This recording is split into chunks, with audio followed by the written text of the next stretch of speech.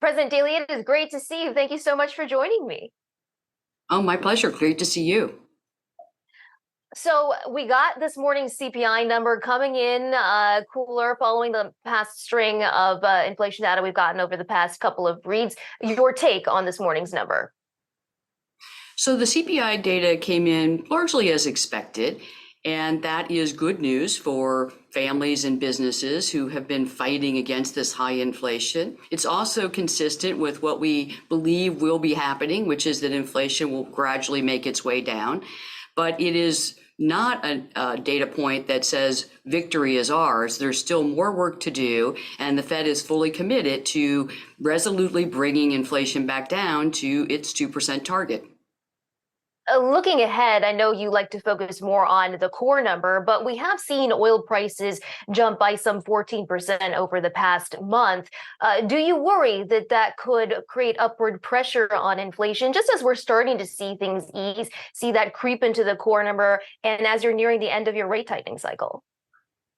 Well, I think that's a terrific question because what I always say is that Americans pay for gas and food. And so while they are volatile and they move around a lot, those are headline numbers that hit people directly in their pocketbooks. Unfortunately, we don't have tools that really work against those. Those are globally traded and those are going to be volatile. And one of the reasons we're so committed to getting core inflation down to its pre-pandemic levels is because that gives some families buffers, businesses buffers when energy prices and food prices fluctuate, as they always have. But when you're facing high inflation, above target inflation on everything you purchase, and then you get a big increase in gas or food, well, then that's really distressing to families and businesses as they make their way through this economy. So we don't control gas or energy prices or food prices, but definitely by bringing demand of the economy back in line with supply, we're going to get broader inflation relief. And that's going to be the thing that, I hear it mostly. I have 9 states in the Western United States. I can talk to any single person. I ask them, what's your number one concern about the economy? They still say inflation. More work to do. Do you take any solace from the past 2 cooler job reports that perhaps supply and demand is coming back into better balance in the labor market and could put downward pressure on inflation? I see those rebalancing of the labor market as a very necessary part of what we're trying to do. It's also expected as we raise the interest rate, the economy cools. And as the economy cools, then employers need fewer workers and the labor market comes back into balance. There's really this important thing that I think all listeners, as they navigate what's the Fed doing, can be helped to understand is that we are definitely focusing on how things are, the green shoots, really, the cooling of the economy. But we're also quite mindful that we need about 100,000 jobs per month to keep things steady. We're adding, 200,000 jobs a month. So we're still at levels that are higher than we will expect in the longer run. Same with inflation. Inflation's coming down, but it's still too high. And we really have to think about how does that affect our projections of what inflation in the labor market will look like, say, in 6 months, and then what should we do with policy to make sure that we achieve both our goals, price stability and full employment. So then, given the latest data, how does that inform your outlook for inflation? And you say there's more work to do. How much more work is there left to do? Well, that's a question that, I don't have a direct answer to. So what I do know is this, that there's a lot more information coming in between now and our next meeting, and certainly between now and the year. And, I use the word information instead of data because it is, I think, a misnomer. And in fact, I heard an earlier part of your programming that says maybe the Fed looks only at the headline numbers, whether that's on inflation or the labor market or housing prices. We are actually looking deeply within the data and asking questions like, what are new rents doing? What are people feeling when they go out and lease their first property? Or what do my contacts say about, are they going to hire workers next year? Are they cooling off? How much price pressure do people feel when they are out in the marketplace? Those are all the information sets we have.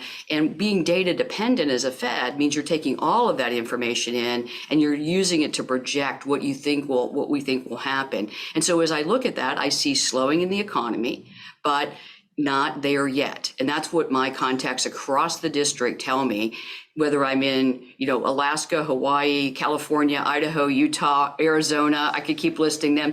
I hear the same thing.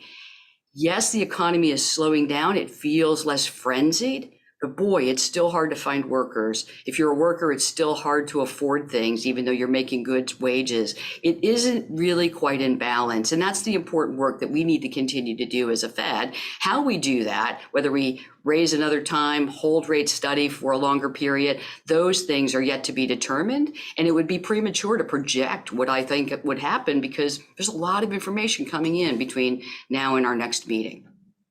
I know you just said there's a lot of information coming in. It's premature to project, but going into the last FOMC meeting, you were of the mindset that a couple more rate hikes did make sense.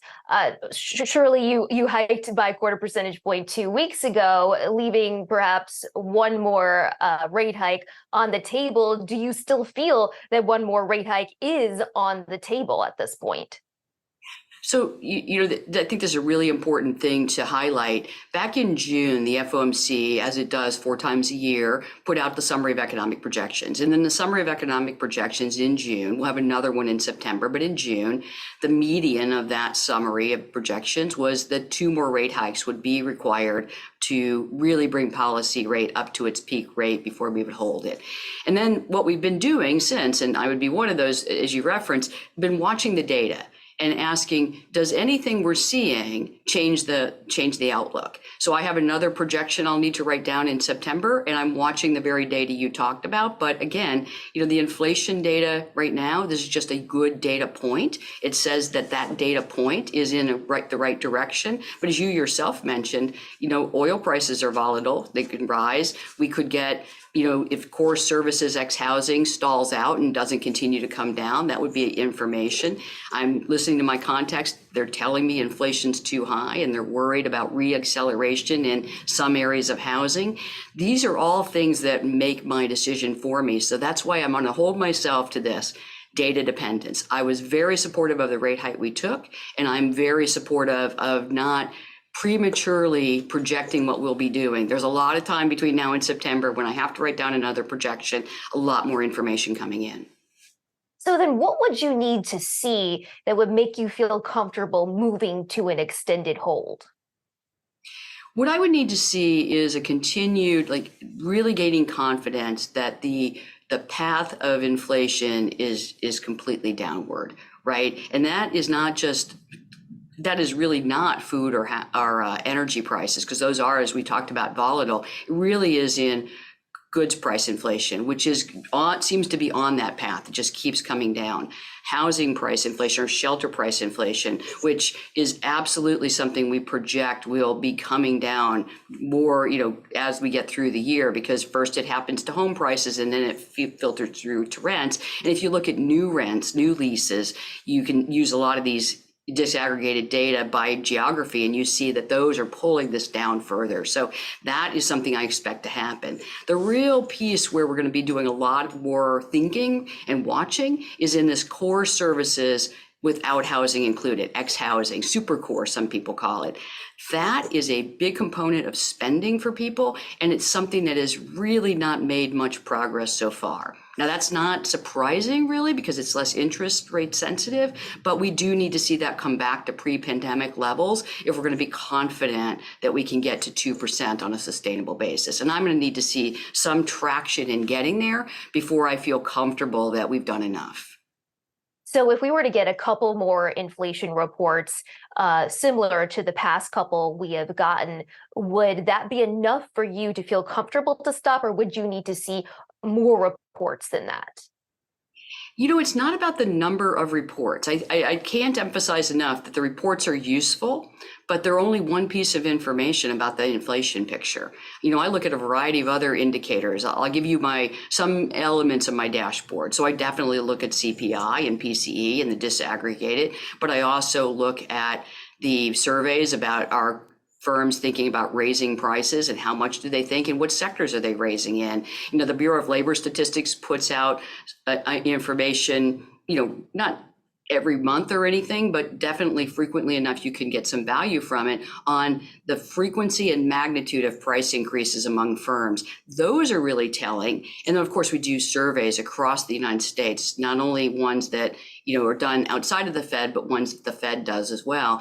And all of that information, along with conversations with my contacts, tells me this. So if I can accomplish nothing else in our time together today, it's that, yes, we look at the headline releases of CPI and PC, of course we do, but it's not a sufficient picture. It's a necessary part of the picture, but it's not a sufficient to determine policy. That takes these other activities that we engage in to fully complete the picture. If we didn't do that, we could be almost head faked by data that's largely backwards looking. And we're a data dependent Fed. We don't look backwards only. We look backwards to see what's happened, but we look forward to see what will happen. Speaking of looking forward, as you eventually look to hold rates at certain levels for some time, as inflation starts to come down, how will you judge whether the policy rate has become too restrictive and eventually needs to be trimmed? Well, there are really some primary ways you can determine this is by looking at the economy and looking at the labor market, looking at demand for goods and services and seeing if it's back in balance with supply. If it starts to slip under supply, we end up with too much supply, well, then that would be an indication that we can let go of the reins bridling the economy. So it's an assessment, just like we've been making an assessment in the last, several quarters about how high should the policy rate go. And that's the assessment we're in right now. We would make the same assessment using the same tools and discussions and techniques and studies to make the assessment, are rates right where they need to be, or do they need to be adjusted as inflation comes down? Are we putting too much restraint on the economy? We are a long way from that kind of conversation. We're right now trying to decide if the policy rate is high enough to be sufficiently restrictive if we held it for some time. But definitely you're bringing up a conversation that I expect we'll be having next year. I just can't tell you the answer to that conversation because a lot of that's going to depend on, the vast majority of that will depend on the economy and the path of inflation. All right. Well, President Daly, we'll have to leave the conversation there, but thank you so much for your insight. I so appreciate it. Look forward to talking to you again soon. Me too. Thank you so much.